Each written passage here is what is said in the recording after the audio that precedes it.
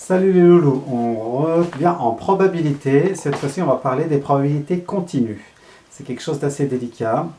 Vous savez ce que c'est qu'une variable aléatoire? On a fait un film, les loulous 370, sur une petite variable aléatoire. Loulou 370, c'était une variable aléatoire qui prenait que 4 valeurs. On pouvait gagner 9000 euros, gagner 2000, rien ou perdre. Donc il n'y avait que 4 valeurs. C'est quoi les probabilités continues? C'est quand notre variable aléatoire peut prendre une infinité de valeurs. Donc on appelle ça aussi les lois à densité. Loi à densité. X prend un nombre infini de valeurs. Par exemple, X c'est un nombre qui sort au hasard entre 2 et 10. Entre 2 et 10, vous savez qu'il y a une infinité de valeurs. Il peut y avoir des nombres à virgule, d'accord? Avec autant de chiffres qu'on veut après la virgule. Donc du coup, il y a une infinité de possibilités. Ok? Donc, on va dire par exemple que X, variable aléatoire qui un nombre au hasard entre 2 et 10, suit par exemple cette fonction. Ça, vous voyez une fonction f, on va dire que f est une fonction de densité de ma variable aléatoire. La fonction, elle fait 0 jusqu'à 2, elle existe comme ça, enfin, elle n'est pas nulle de 2 à 10. À partir de 10, elle refait 0. Pourquoi elle fait 0 avant et après? Parce que mon nombre, il est forcément entre 2 et 10. Alors, c'est un exemple, hein. Le nombre, il pourrait aussi être de moins l'infini à plus l'infini, et j'aurai une fonction qui existe de moins l'infini à plus l'infini. Donc cette fonction-là, c'est la fonction de densité associée à la variable aléatoire x. Une probabilité. Qu'est-ce qui se passe pour une probabilité? La probabilité de tout ce qui peut arriver fait toujours combien? 1. Tout ce qui peut arriver, c'est un nombre de 2 à 10.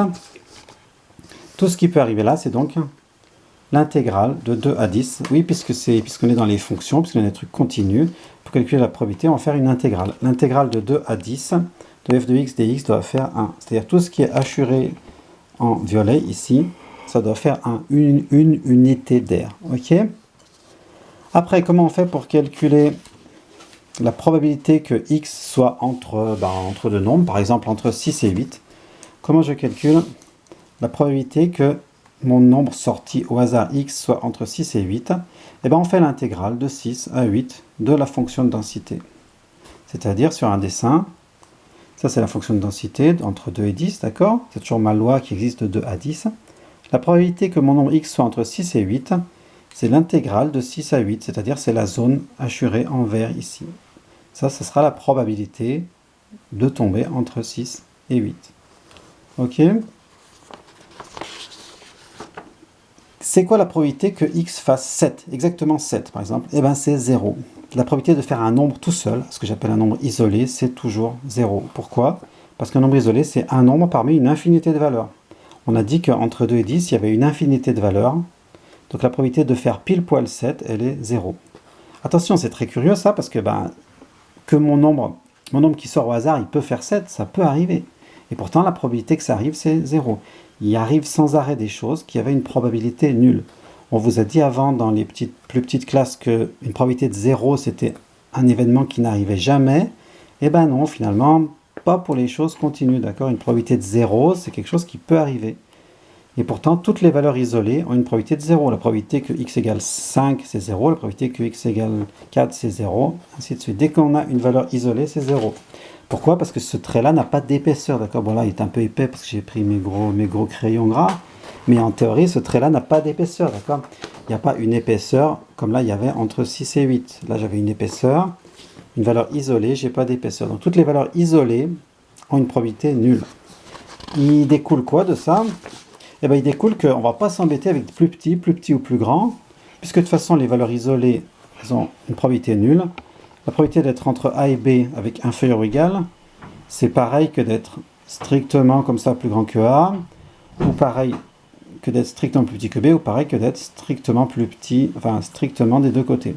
Autrement dit, dans tout ce chapitre, on ne s'embêtera pas avec inférieur, inférieur ou égal, supérieur, supérieur ou égal, ça n'a aucune importance.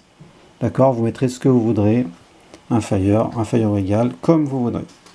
Voilà, ça c'était vraiment les grosses généralités des fonctions de densité. Vous avez un petit exercice pour la prochaine fois, les loulous. Attention, on vérifiera.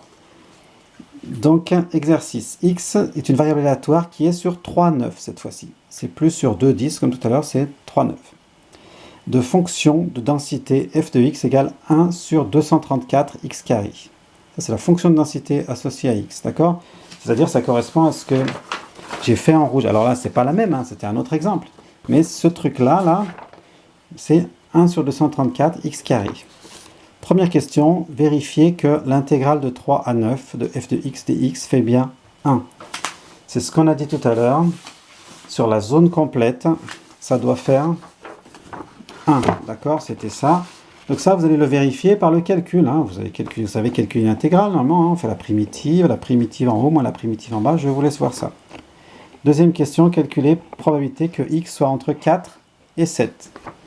Donc, probabilité que x soit entre 4 et 7, ça rejoint en gros cette chose-là, d'accord? Vous allez remplacer par 4, par 7, et vous allez faire encore une fois l'intégrale. L'intégrale de 4 à 7 de la fonction que je vous ai donnée. C'est pas toujours pareil, vous savez faire une intégrale.